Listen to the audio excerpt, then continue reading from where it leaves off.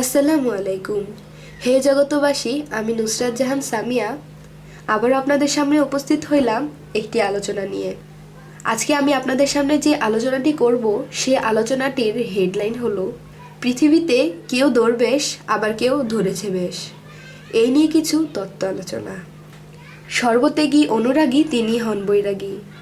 এখন আমরা খেয়াল করে দেখতে পাই বৈরাগ্য বেশ বা বৈরাগ্য বেশে কত মানুষ ঝোলা নিয়ে বের হয়ে গেছে। বৈরাগ্য বেশ ধরিয়া ভিক্ষা করে খাইতেছে, আল্লাহ তাআলার উদ্দেশ্যে নয়। আসলে অরিজিনাল বৈরাগ্য হলো সংসারে থেকেও না থাকার মতো থাকতে পারা। যে জগতে আমার সবাই আছে, আমার সব কিছু আছে, কিন্তু মনে ভাবতে হবে কি আমার সব কিছু থাকা সত্ত্বেও আমার কিছুই নাই। এই ভাব ধরিয়া থাকাকেই বৈরাগ্য বলা হয়। অন্তরকে বৈরাগ্য বানাইয়া চলিতে পারিলেই আল্লাহ সন্তুষ্টি হয়। তবে ঝোলা নিয়ে বের হব ঠিকই, ভিক্ষা করে বা চেয়ে খেলে তাকে বৈরাগ্য বলে না। বৈরাগ্য একজন ব্যক্তি যদি সত্যিকারের বৈরাগ্য হয়ে থাকে তাহলে তাকে চেয়ে কোনো সময়ই খেতে হবে না, তার সামনে এমনি খাবার উপস্থিত হবে। যখনই তিনি মনে মনে পোষণ করিবে এই জিনিসটি আমার পাইতে ইচ্ছে করতেছে, তখনই বৈরাগ্য ব্যক্তির সামনে সেই জিনিসটি পৌঁছে যাবে এবং কাহারো কাছে খাবার চাইয়া খেতে হবে না। এই রকম যদি কাহারো বৈরাগ্য হয় তাহলে তার বৈরাগ্য ঠিক আছে। আবার একদল লোক আছে লাল বা হলুদ কাপড় পরিধান করিয়া চাউল বা টাকা উঠায়, শহরে বন্দরে নামিয়া পড়ে যে ইমুক মাজারে দান করুন খিচুড়ির জন্য, মাজারের উন্নয়নের জন্য। দেখা গেছে অনেকেই মাঝারের উদ্দেশ্যে চাউল বা টাকা উঠাইয়া অর্ধেক মাঝারে দিতেছে আর অর্ধেক নিজের জন্য রেখে দিতেছে।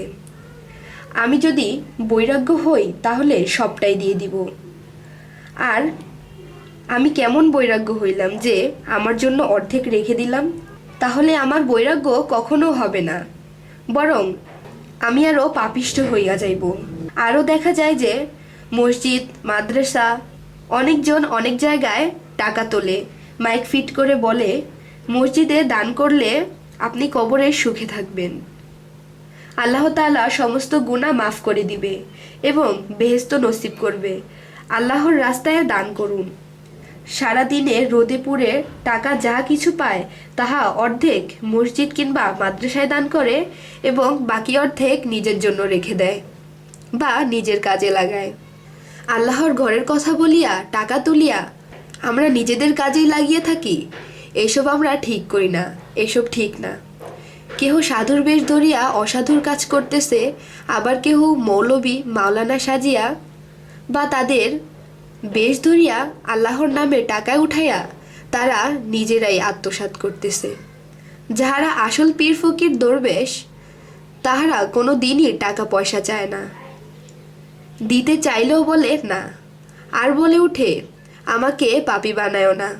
এবং কেহ মনের খুশিতে কিছু দিলে তাহা নিলেও ক্ষতি নাই, উভয়ের প্রতি আল্লাহ খুশি থাকেন। এই বলে আমি আমার আলোচনা শেষ করব। সকলে ভালো থাকবেন, সুস্থ থাকবেন এবং আমাদের ভিডিওগুলো যদি আপনাদের ভালো লাগে আমাদের চ্যানেলটিকে সাবস্ক্রাইব করে আমাদের সাথেই থাকবেন। ভালো ভালো ভিডিও পাওয়ার জন্য আমাদের ভিডিওগুলোকে বেশি বেশি শেয়ার করবেন। আল্লাহ হাফেজ।